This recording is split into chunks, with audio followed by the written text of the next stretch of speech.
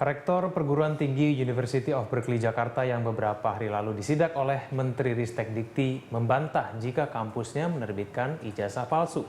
Pihak kuasa hukum Rektor University of Berkeley juga menyatakan kampusnya memiliki izin resmi dari Kementerian Pendidikan. Berikut wawancara Rektor University of Berkeley Liarta S. Kembaren dan kuasa hukumnya Sir John Pinam dengan reporter kami Cikal Multazam kemarin.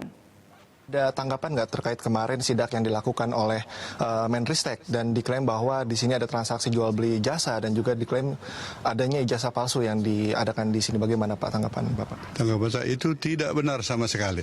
Tidak benar sama sekali sebab semua ijazah disahkan Duta Besar Amerika di Jakarta. Itu salah satu bukti bahwa itu tidak palsu.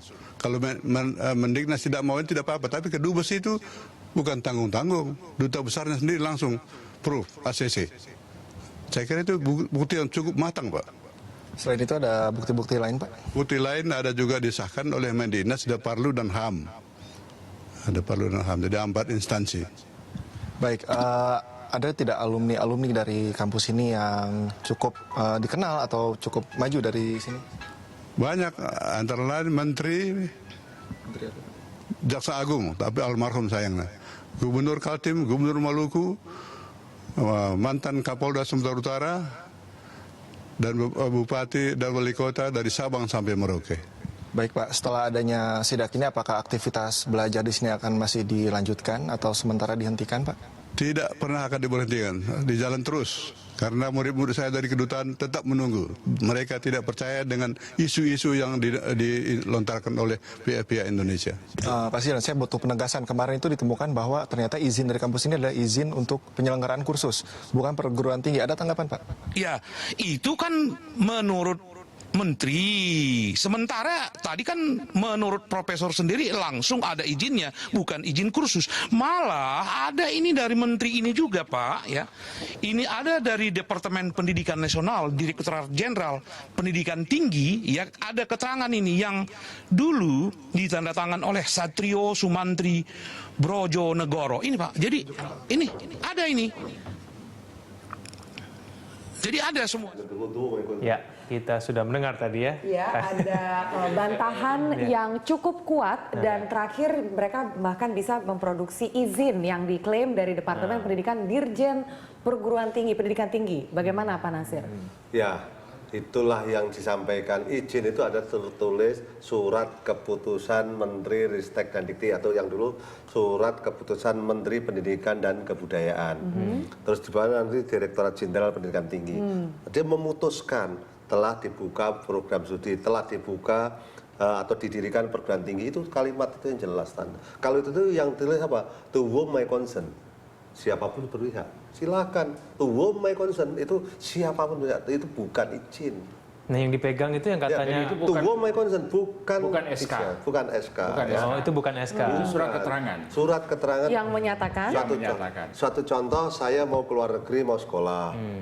Akhirnya apakah saya itu punya kemampuan, saya minta pendapat dosen saya. Akhirnya to whom my concern, Muhammad Nasir, gitu. Sebutkan dan punya kemampuan. Jadi yang dimaksud dalam surat yang dia katakan itu to whom it may concern menyatakan bahwa kursus ini ada atau lembaga ini sah atau bagaimana? Bukan, di situ hanya menyebutkan ini ada lembaga kursus. Bukan University of Berkeley, Satrio. Tapi itu hanya fotokopi dan tanda tangan fotokopi semua. Saya nggak yakin gitu.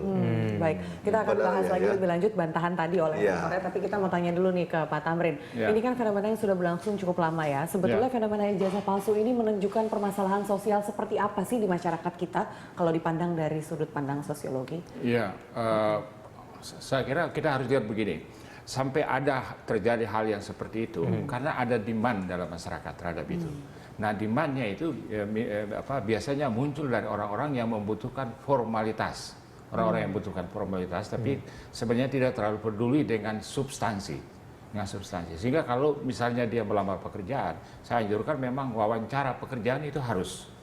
Karena jangan hanya lihat formalitas ijazah itu, karena dengan lewat wawancara itu kita tahu kadar substansi pengetahuan dan kemampuan wawasan sebagai seorang sarjana itu seperti apa. Jadi ada demand seperti itu. Nah, demand seperti itu adalah orang-orang yang sebenarnya sudah mempunyai kedudukan tapi mereka ingin pasang lagi seperti lihat itu pakaian-pakaian polisi atau Titel tentara seperti itu ya. yang penuh dengan tanda-tanda kehormatan itu. Jadi bayangkan itu secara abstrak itu orang-orang ini juga butuh itu tambah gitu. Tambah itu bintang-bintang kehormatan itu. Nah, karena makin banyak itu kan makin hebat, makin berat ke bawah itu kalau ditaruh gitu.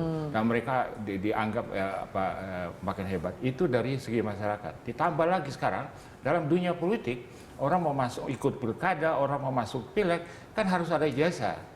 Jadi juga ada demand kuat sekali untuk mempunyai satu ijazah yang resmi. Nah, kalau mereka harus ikut kuliah lagi, berat. Nah, ada juga politisi yang ikut kuliah dan benar-benar ikut kuliah. Tapi ada juga politisi yang kuliah bohong-bohongan, tiba-tiba udah doktor aja gitu. Jadi saya kira memang ada demand yang sangat kuat. Nah, kemudian kalau kita lihat secara makro itu memang lapangan pekerjaan kan kurang. Nah, sehingga ada banyak usaha dari beberapa pihak tertentu yang hanya dengan secari kertas atau satu gedung yang rehe-rehe gitu, kemudian mereka mengklaim ini sudah perguruan tinggi. Kemudian terima mahasiswa, duit masuk.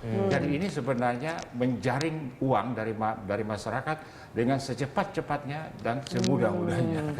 Jadi ini udah industri ini, udah industri. Kebutuhan akan gelar atribusi ini dikapitalisasi oleh beberapa pihak-pihak yang salah untuk kemudian menjadi perputaran uang yang besar ya. Bisa bilang salah, tapi juga bisa bilang orang yang melihat pangsa pasar yang jelas. Ini entrepreneur yang sebenarnya agak jahat gitu ya, mengeksploitir untuk hanya mengambil uang, menyerap uang dari masyarakat. Nggak ada waktu untuk kuliah, tapi perlu gelar. Dari situlah akar permasalahan. Baik, kita akan lanjutkan di segmen selanjutnya. Bapak-bapak langsung akan kembali pemirsa Jeda Pariwara.